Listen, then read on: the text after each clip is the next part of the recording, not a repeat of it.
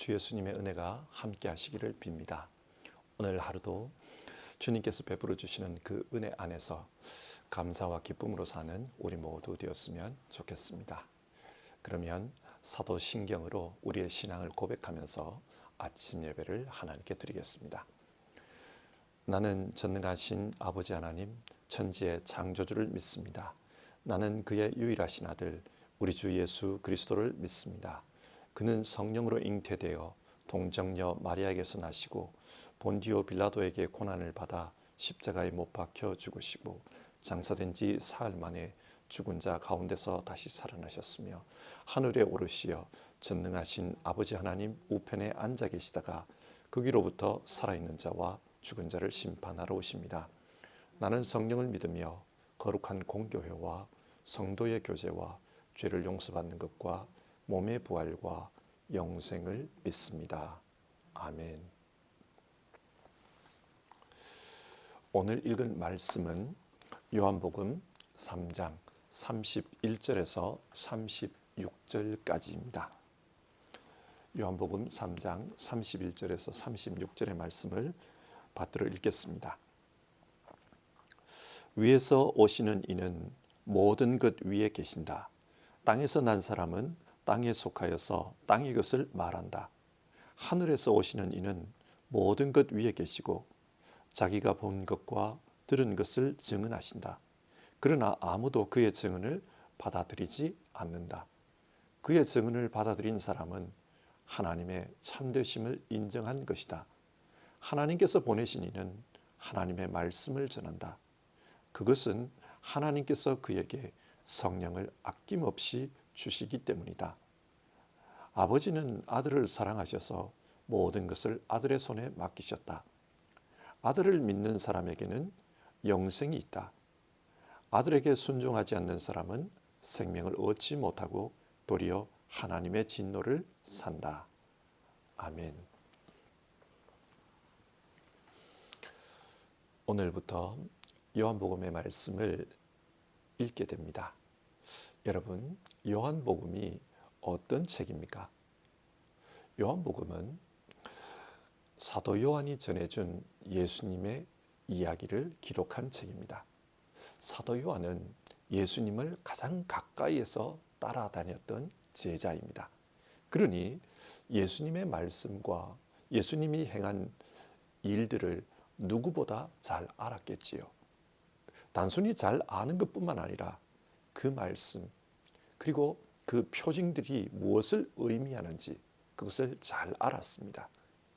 그래서 요한은 제자들에게 그것을 가르쳤는데 요한의 제자들이 훗날 그것을 정리해서 기록한 것이 요한복음입니다.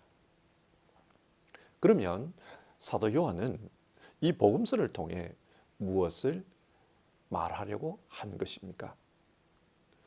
요한복음 20장 31절은 이 복음서를 기록한 목적을 직접 밝히고 있습니다. 여기에 이것이나마 기록한 목적은 여러분으로 하여금 예수가 그리스도요 하나님의 아들이심을 믿게 하고 또 그렇게 믿어서 그의 이름으로 생명을 얻게 하려는 것이다. 이 복음서를 기록한 목적은 두 가지입니다. 첫 번째로 예수님이 하나님의 아들 그리스도이심을 믿게 하는 것입니다. 요한복음의 전체적인 구조를 보면 크게 두 부분으로 구분이 되는데 첫 번째 부분인 2장부터 12장을 보면 7개의 표징이 기록되어 있습니다. 사실 예수님은 공생의 기간 동안 아주 많은 이적들을 행하셨습니다. 그런데 그 중에 7개만 골라서 소개하고 있는데요. 왜 7개일까요? 7은 완전수입니다. 그래서 이 7개의 이적을 통해 예수님이 하나님의 아들 그리스도이심을 증언하려는 것입니다. 사람이 행할 수 없는 신비한 이적들을 행하셨다. 예수님은 하나님의 아들이시다. 그것을 말하려는 것입니다. 그리고 요한복음을 기록한 두 번째 목적은 예수님을 믿어 영생을 얻게 하는 것입니다. 영생을 얻는 것, 그것이 중요합니다. 그래서 요한복음은 이 영생과 관련된 말씀들을 많이 가르치고 있습니다. 예를 들어 우리가 잘 아는 요한복음 3장 16절의 말씀. 하나님께서 세상을 이처럼 사랑하셔서 외아들을 주셨으니 이는 그를 믿는 자마다 멸망하지 않고 영생을 얻게 하려는 것이다. 예수님이 이 땅에 오신 목적이 무엇이냐? 우리에게 영생을 주시기 위해서라고 합니다. 예수님은 이 일을 위해 우리 대신 십자가에 달려 죽으십니다. 죄값을 치른 것입니다. 하지만 부활하셨습니다. 하나님은 이 부활을 통해 예수님 안에 진짜 영원한 생명이 있다. 그것을 보여주신 것입니다. 요한은 이 사실을 통해 예수 그리스도를 믿으라. 그러면 영생을 얻게 된다. 그렇게 말하고 있습니다. 자, 이런 선지식을 가지고 요한복음의 말씀을 같이 읽어봅시다. 오늘은 1장에서 3장의 말씀을 읽습니다. 요한복음은 시작하면서 제일 먼저 예수님이 누구신가 그것에 대해 이야기합니다. 예수님이 누구십니까? 예수님은 이 땅에 오시기 전 하나님과 함께 계셨던 말씀이신 하나님이라고 합니다. 말씀이신 하나님, 이 부분을 헬라어로 보면 로고스 하나님, 그렇게 기록되어 있습니다. 헬라어에서 로고스는 이 우주를 움직이는 원리, 이성, 지혜, 힘, 이런 것을 가리킵니다. 여러분, 하나님께서 천지를 어떻게 창조하셨습니까? 말씀으로 창조하셨다. 성경은 그렇게 가르칩니다.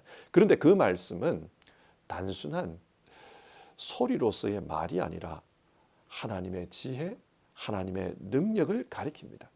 로고스입니다. 성경은 예수님이 바로 그 하나님의 로고스였다. 그렇게 주장합니다. 그러니까 예수님은 성부 하나님과 함께 천지를 창조하신 분, 하나님이십니다. 그런데 1장 14절, 그 로고스 하나님께서 육신이 되어 우리 가운데 오셨습니다. 인간이 되셨습니다. 하나님께서 왜 인간이 되신 것입니까? 1장 18절을 보면요. 일찍이 하나님을 본 사람은 아무도 없다. 아버지의 품속에 계신 외아들이신 하나님께서 하나님을 알려주셨다. 인간은 하나님을 볼 수 없습니다. 따라서 하나님을 잘 모릅니다. 하나님을 모르기 때문에 하나님을 올바로 믿지를 못합니다. 하나님을 올바로 믿지 못하면 어떻게 됩니까? 우상을 숭배하게 되고 또 영생을 얻지 못하게 됩니다. 그래서 하나님은 말씀이신 하나님을 육신을 가지고 이 땅에 오게 하십니다. 그래서 그 말씀이 육신이 되신 그 하나님을 보면서 하나님을 알게 하십니다. 말씀이 육신이 되신 하나님, 그 하나님을 성경은 하나님의 아들이라고 부릅니다. 독생자라고 부릅니다. 성자 예수님은 하나님이 어떤 분인지를 보여주기 위해서 이 땅에 오신 말씀이신 하나님입니다. 그래서 이 예수님을 통해 하나님을 알고 영생을 얻으라. 성경은 그렇게 말하고 있는 겁니다. 1장 19절 이하에서는 세례 요한의 이야기가 나옵니다. 성경이 예수님에 대해 가르치다가 왜 갑자기 세례 요한 이야기를 하는 것일까요? 이 세례 요한은 말씀이 육신이 되신 하나님, 즉 하나님의 아들이 예수시다라는 것을 증언하는 증인입니다. 유대인들은 법정에서 시시비비를 가릴 때 증인이 중요했습니다. 그래서 예수님이 하나님의 아들이다, 그것을 증언해 줄 증인으로 세례 요한을 이야기하고 있는 겁니다. 세례 요한은 하나님으로부터 계시를 받았습니다. 어떤 계시입니까? 네가 요단강에서 세례를 줄 때 어떤 한 사람이 너에게 올 것이다. 그에게 성령이 비둘기처럼 임하는 것을 보면 그가 바로 하나님의 아들이라는 것을 알아라. 그런 계시를 받았습니다. 그리고 실제 예수님의 성령이 비둘기처럼 임하는 것을 보았습니다. 그래서 세례 요한은 이분은 세상 죄를 지고 가는 하나님의 어린 양입니다. 사람들에게 그렇게 증언했습니다. 세례 요한은 사람들에게 예수님을 증언하는 증인이기 때문에 그래서 자기 스스로를 소개하면서 나는 광야에서 외치는 자의 소리다. 그렇게 말했습니다. 외치는 소리, 증인이라는 뜻입니다. 그리고 1장 35절 이하에는 예수님께서 제자들을 부르는 이야기가 나옵니다. 이 제자들 역시 예수님이 누구신지를 증거하는 증인입니다. 대표적으로 나다나엘을 보십시오. 그는 아무도 보지 않는 가운데 혼자서 무화과 나무 아래 갔습니다. 그리고 그곳에서 조용히 하나님께 기도를 드렸습니다. 그런데 예수님께서 그 사실을 알고 계셨습니다. 보지도 않았는데 어떻게 알았을까요?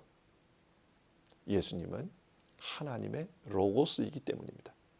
그래서 나다나엘은 예수님을 보시며 선생님은 하나님의 아들이시요 이스라엘의 왕 메시아이십니다. 그렇게 고백합니다.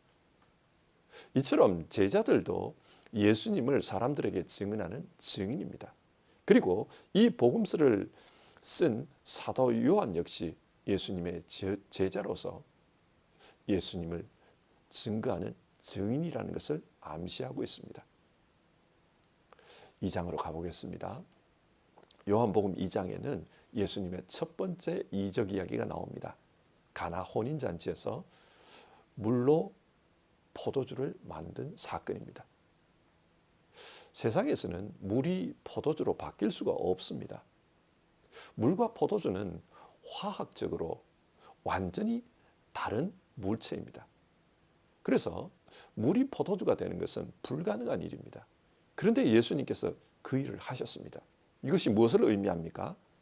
예수님은 이 천지 만물을 새롭게 하시는 창조자 하나님이시다. 그것을 말하고 있습니다.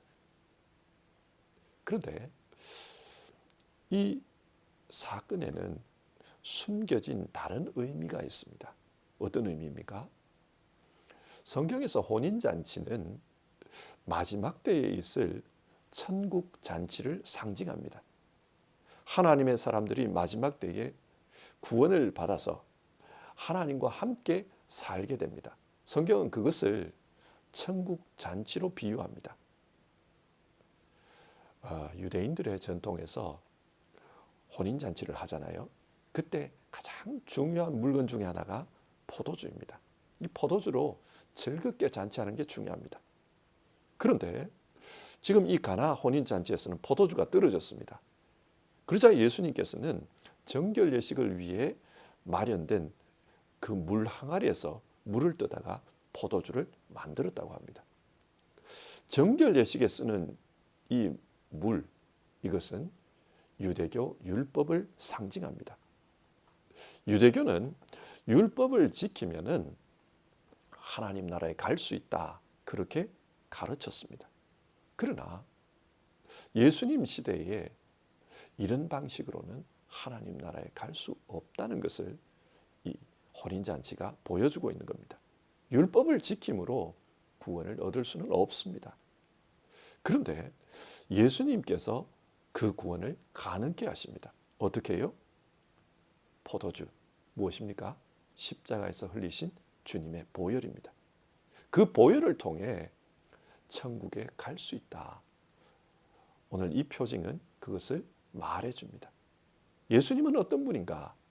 우리를 구원으로 인도하시는 하나님이십니다. 이어서 성전을 정결케 하는 이야기가 나옵니다. 성전이 어떤 곳입니까? 성전은 하나님의 집입니다. 하나님의 집이기 때문에 사람들은 그곳에 와서 하나님께 예배하고 기도를 드립니다. 이 행위가 의미하는 것은 우리는 마지막 때에 하나님과 함께 살게 될 것입니다. 그처럼 이 땅에 사는 지금도 하나님의 집에서 하나님과 함께 사는 하나님의 백성입니다. 그것을 의미합니다. 그런데 예수님 당대의 그 성전이 어떤 모습입니까? 상인들이 물건을 사고 파는 시장통이 되고 말았습니다. 성전은 하나님과 함께 사는 삶, 구원의 삶을 보여주는 그 기능을 실패하고 있었던 것입니다. 그래서 예수님은 사람들에게 이 성전을 허물라고 했습니다. 그러면 예수님께서 새로운 성전을 사흘 만에 다시 세우겠다고 하십니다.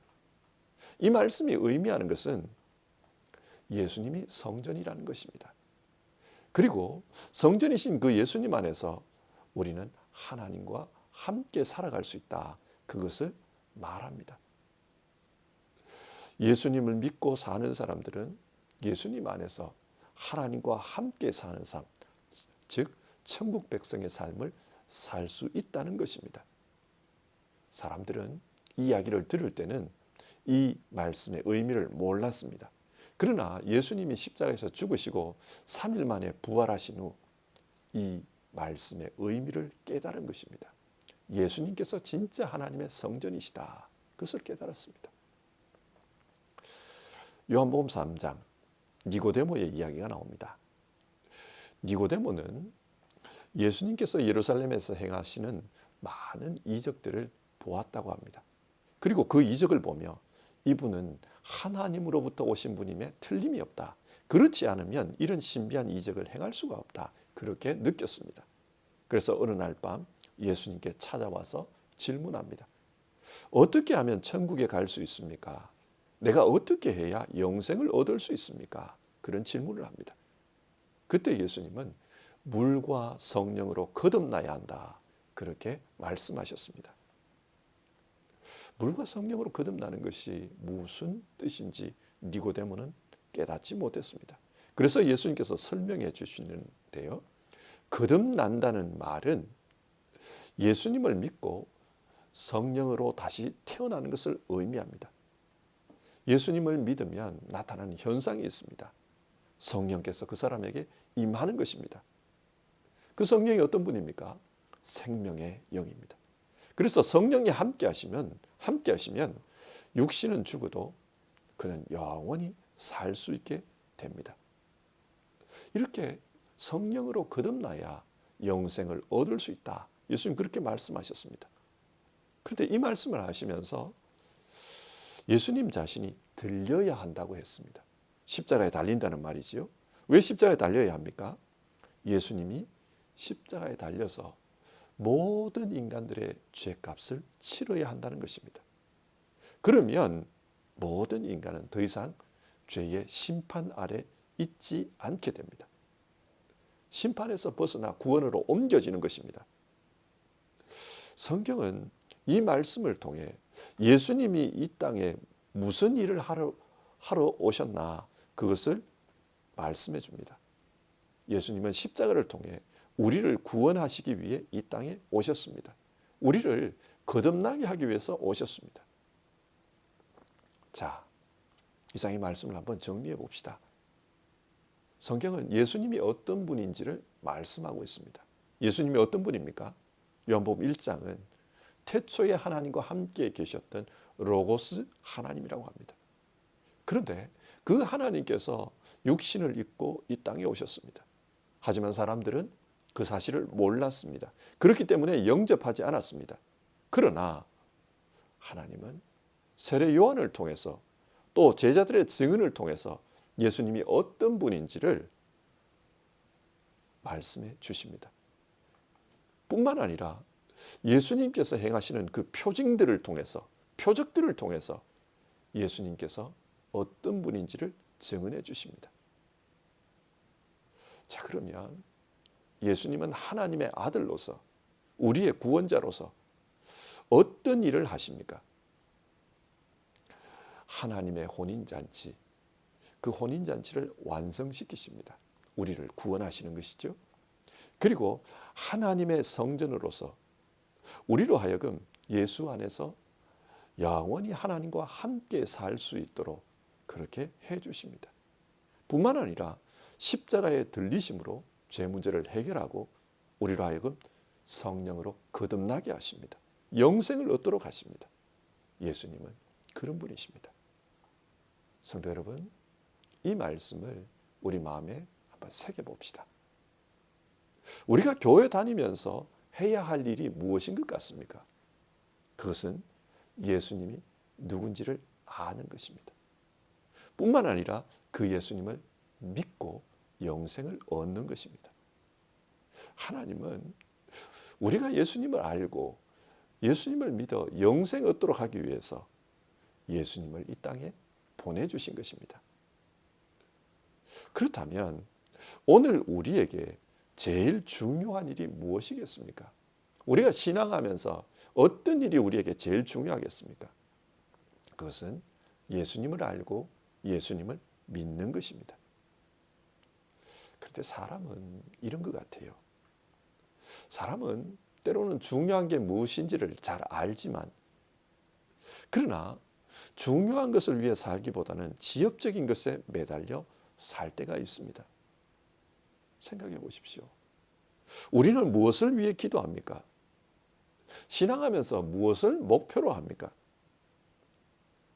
분명히 예수님을 아는 것, 예수님을 믿는 것, 그래서 영생 얻는 것, 그게 우리의 목표여야 합니다. 그런데 실제로는 무엇을 먹을까, 무엇을 입을까, 그것을 붙들고 기도하며 그렇게 살지 않습니까? 오늘 성경 말씀을 읽으면서 우리 모습을 한번 점검해 보기를 바랍니다. 나는 무엇을 목표로 신앙하고 있는가? 예수님이 제일 중요합니다. 그분 안에 영생의 길이 있습니다. 그분을 통해 구원이 주어집니다. 따라서 예수님과 함께 사는 것, 그 예수님을 따라가는 것, 그것이 우리에게 중요합니다. 물론 우리가 살아가고 있는 이 현실 속에는 여러 가지 문제가 있습니다. 문제를 만나다 보면 시급한 그런 기도의 제목들이 생겨납니다. 그러나 시급한 문제들이 있어도 우리가 잊지 말아야 할 것은 제일 중요한 게 뭐냐라는 것입니다. 제일 중요한 것은 예수님을 알고 예수님을 믿는 것입니다. 이 생각을 하면서 현실을 살았으면 좋겠습니다.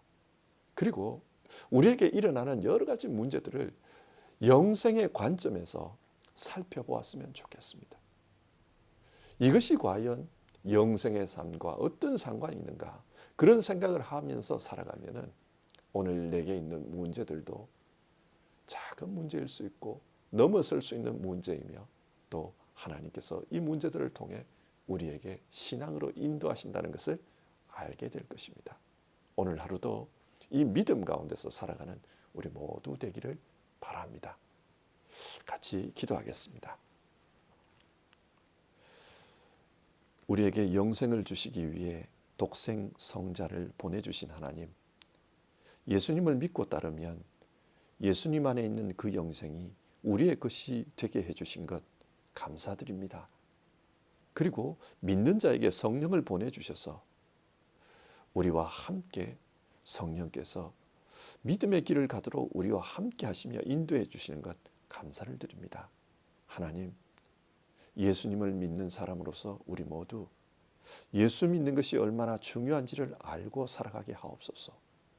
또 믿음으로 사는 우리 모두 정말 그 믿음을 통해서 어떤 목표를 가지고 어떤 곳으로 향해 가야 되는지도 알게 하옵소서. 세상의 일들, 그것도 중요합니다만 예수님과 동행하는 삶을 사는 것이 더 중요하다는 것을 알게 하옵소서. 그리고 지금 현재 일어나는 문제들, 어려움들, 이것을 이기는 것도 중요하지만, 그러나 영원 속에서, 영생의 삶 속에서 이 현실의 문제를 이해하는 우리 되게 하옵소서.